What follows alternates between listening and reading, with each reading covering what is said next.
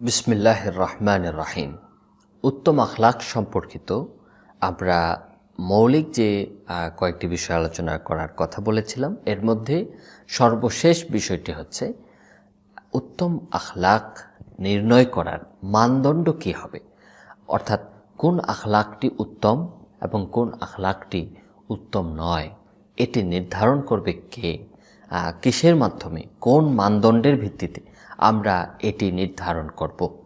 এটি অত্যন্ত গুরুত্বপূর্ণ প্রশ্ন, কারণ আখলাক গ্রহণ করতে হবে, উত্তম আখলাক গ্রহণ করতে হবে।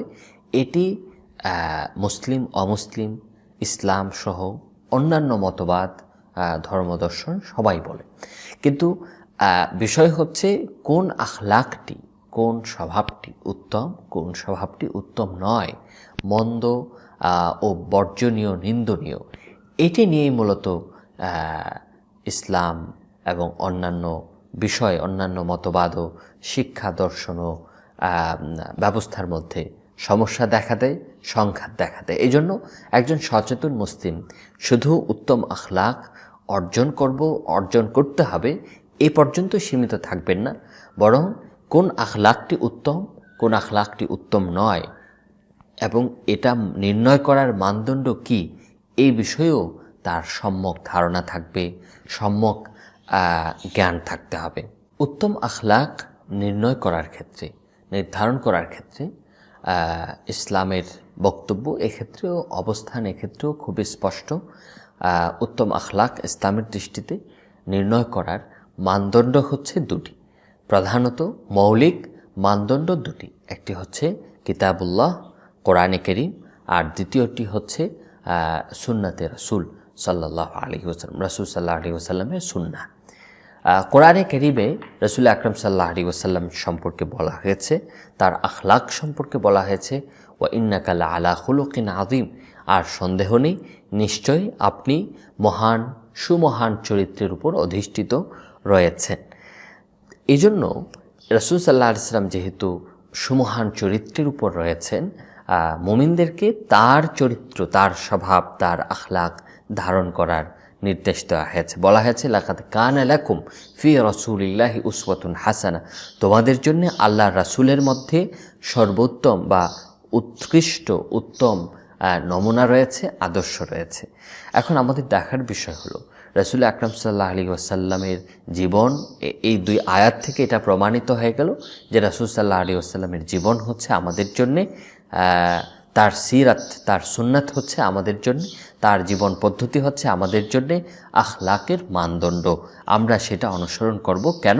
কারণ কোরআন আমাদেরকে এই কথা বলছে। এখন প্রশ্ন হচ্ছে রাসূল সাল্লাল্লাহু আলাইহি ওয়াসাল্লামের যে এই পদ্ধতি, এই সিরাত বা এই সুন্নাহ, এটি বা এই আখলাক, এটি কিসের উপর ভিত্তিশীল ছিল? তিনি কোত্থেকে এই আখলাকগুলো ধারণ করতেন?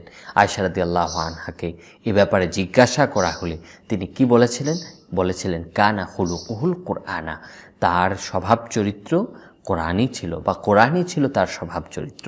তাহলে এই দুটি আয়াত এবং একটি হাদিস, এই তিনটিকে সামনে রাখলে আমাদের সামনে স্পষ্ট হয়ে ওঠে যে বিষয়টি, তা হলো একজন মুসলিমের কাছে মুসলিমের সামনে উত্তম আখলাক নির্ণয়ের বা আখলাকের ভালো মন্দ নির্ণয় করার মানদণ্ড, মাপকাঠি হচ্ছে, সর্বোচ্চ মাপকাঠি হচ্ছে কোরআন, আর দ্বিতীয়টি হচ্ছে সুন্নাতে রাসূল সাল্লাল্লাহু আলাইহি ওয়াসাল্লামের সুন্নাত।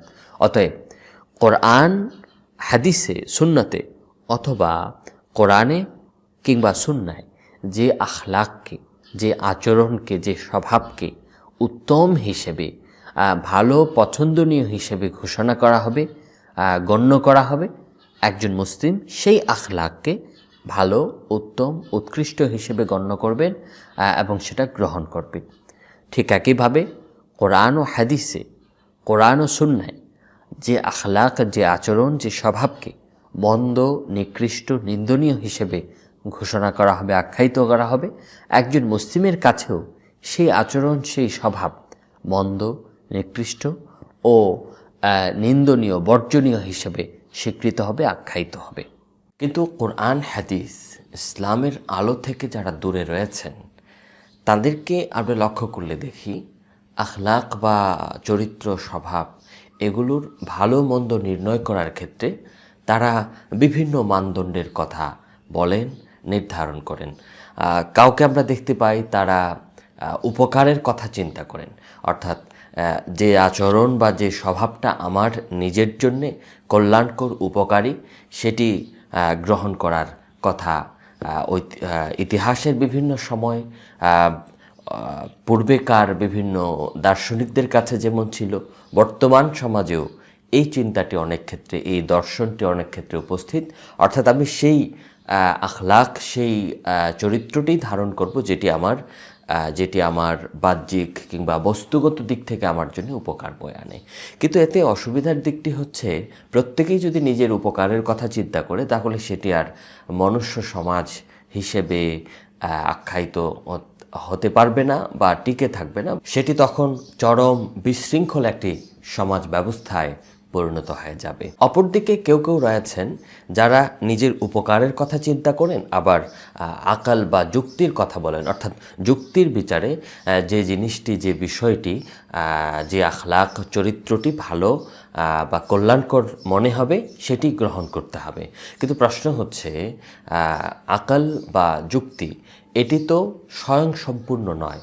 মানুষের মেধা, মস্তিষ্ক এগুলো আল্লাহ তাআলার পক্ষ থেকে অনেক বড় দান, কিন্তু মানুষের জন্যে শতভাগ উপকারী, কল্যাণকর ইহকালীন জীবনে এবং পরকালীন জীবনে এমন বিষয় আকাল বা বুদ্ধি, যুক্তি এগুলো নির্ণয় করতে পারে না, এগুলো লাভ করতে পারে না। মূলত এ কারণেই আল্লাহ তাআলা নবী রাসূলদেরকে পাঠান। নবী রাসূলদের কাজ হচ্ছে মানুষ যে বিষয়ক জ্ঞান অর্জন নিজে নিজে করতে পারে না, সেই সকল বিষয় নবী রাসূলগণ মানুষদেরকে জানান। এর মধ্যে এটিও একটা, যে কোন আখলাকটি উত্তম হবে, কোন আখলাকটি নিন্দনীয়, বর্জনীয় হবে, এটি শিক্ষা দেয়া। আখলাক বা চরিত্র ভালো মন্দ নির্ণয় করার ক্ষেত্রে অপরদিকে আমরা আরেক ধরনের প্রবণতা লক্ষ্য করি, আর তা হচ্ছে যে সমাজে বসবাস করছে, যে দেশে, সংস্কৃতিতে কিংবা যে সম্প্রদায়ের মধ্যে বসবাস করছে, সেই সম্প্রদায়ের কাছে যে আখলাকটি, যে স্বভাবটি ভালো, উৎকৃষ্ট হিসেবে স্বীকৃত হবে সেটিই ভালো হবে, এবং যে আখলাক, স্বভাব, চরিত্রটি মন্দ হিসেবে আখ্যায়িত হবে, একে মন্দ হিসেবে গ্রহণ করতে হবে। এমন একটি প্রবণতাও পুরো পৃথিবীতে ব্যাপকভাবে লক্ষ্য করা যায়। কিন্তু এখানে লক্ষণীয় বিষয় হচ্ছে, এগুলো তো সমাজের চিন্তা, মানুষের পছন্দ, সংস্কৃতির অবস্থা, এগুলো সব কিছুই তো পরিবর্তনশীল। এই সব কিছু দিন দিন কি হয়, এর মধ্যে বাক পরিবর্তন হয়, এর মধ্যে নানান ধরনের রদবদল হয়, এবং সমাজে, সংস্কৃতিতে, দেশে, সম্প্রদায়ের কাছে একটা আখলাক যে ভালো হিসেবে গ্রহণীয় হয়ে ওঠে, পছন্দনীয় হয়ে ওঠে, আবার বর্জনীয় হয়ে ওঠে, এই পছন্দনীয় হওয়া আর নিন্দনীয় হওয়া, বর্জনীয় হওয়া, এর পেছনেও তো কিছু ভিত্তি থাকে। সেটা হোক মানুষের রুচি অভিরুচি, অথবা মানুষের যুক্তি বুদ্ধি, অথবা সেটা মানুষের কল্যাণ চিন্তা হোক। যাই হোক, এর পেছনেও একটা ভিত্তি থাকে। আমরা আগেও আলোচনা করেছি, এই ভিত্তিগুলো আসলে দুর্বল এবং অগ্রহণযোগ্য ভিত্তি। এজন্য আমরা দেখতে পাই ইসলাম আখলাক নির্ধারণ করার ক্ষেত্রে, ভালো মন্দ নির্ণয় করার ক্ষেত্রে আমাদেরকে স্থির, নির্দিষ্ট, অপরিবর্তনশীল কিছু মানদণ্ড আমাদেরকে নির্ধারণ করে দিয়েছে, চিহ্নিত করে দিয়েছে। এই মানদণ্ড বা এই নির্দেশনাগুলো অপরিবর্তনশীল, সর্বত্র, সব জায়গায়, সব সময়ের জন্য, সব সমাজের জন্য, সব দেশের জন্য সমানভাবে এই আখলাকগুলো প্রযোজ্য হবে। এগুলোর মধ্যে কোনো ধরনের পরিবর্তন হবে না। এখন প্রশ্ন হচ্ছে, একজন মুসলিম যিনি কোরআন এবং হাদিসকে সর্বোচ্চ মানদণ্ড হিসেবে গ্রহণ করে নিতে প্রতিজ্ঞাবদ্ধ হয়েছেন, প্রতিজ্ঞা গ্রহণ করেছেন, তিনি যখন একটি আখলাকের ব্যাপারে দেখবেন যে কোরআন এবং হাদিসে এই আখলাকটিকে প্রশংসনীয়, পছন্দনীয় হিসেবে বর্ণনা করা হয়েছে, কিন্তু কোনো একটি সমাজে, কোনো একটি সংস্কৃতিতে, কোনো একটি দেশে সেই আখলাকটিকে অপছন্দনীয়, নিন্দনীয় হিসেবে বর্ণনা করা হয়েছে বা গ্রহণ করা হয়েছে। এক্ষেত্রে তার করণীয় কি হবে? আমাদের আলোচনা এটা স্পষ্ট। এক্ষেত্রে তার করণীয় হচ্ছে, তিনি যেহেতু নিজের সাথে প্রতিজ্ঞাবদ্ধ হয়েছেন যে কোরআন এবং হাদিস হচ্ছে চিরসত্য এবং অপরিবর্তনশীল মানদণ্ড, এবং তিনি এটি সর্বত্র অনুসরণ করবেন, মানবেন, তাহলে এক্ষেত্রে কোরআন এবং হাদিসে যে আখলাকটিকে ভালো এবং প্রশংসনীয় হিসেবে গণ্য করা হয়েছে, যদিও সমাজ, দেশ, সংস্কৃতি, সভ্যতা বা সংস্কৃতি সেটিকে গ্রহণ না করে, অপছন্দ করে, তবুও তিনি এই ধরনের আখলাককে গ্রহণ করবেন। ছোট্ট একটা উদাহরণ দিয়ে আমি এই আলোচনা শেষ করছি। একটা সময় পুরো পৃথিবীতে লজ্জাশীলতাকে বেশ প্রশংসনীয় হিসেবে দেখা হতো, কিন্তু দিন দিন মানুষের মধ্যে এই লজ্জাশীলতাকে বর্জন করার একটা প্রবণতা গড়ে উঠতে থাকে, এবং বর্তমান সময়ে এই লজ্জাশীলতাকে বর্জন করা, এর থেকে দূরে থাকা, এটাকে অনেকটা ফ্যাশন কিংবা অনেকটা সাহসিকতা হিসেবে দেখা শুরু হয়েছে।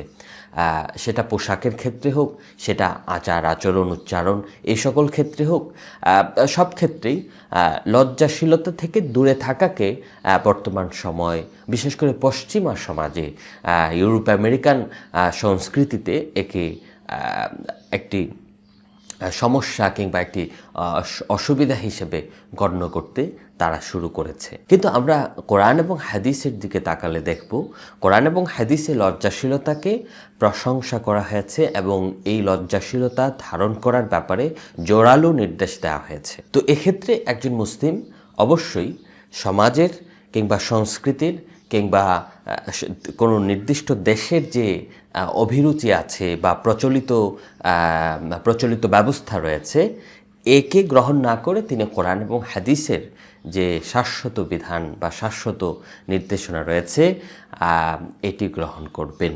আল্লাহ তাআলা আমাদেরকে সঠিক পথে পরিচালিত করুন। আমিন।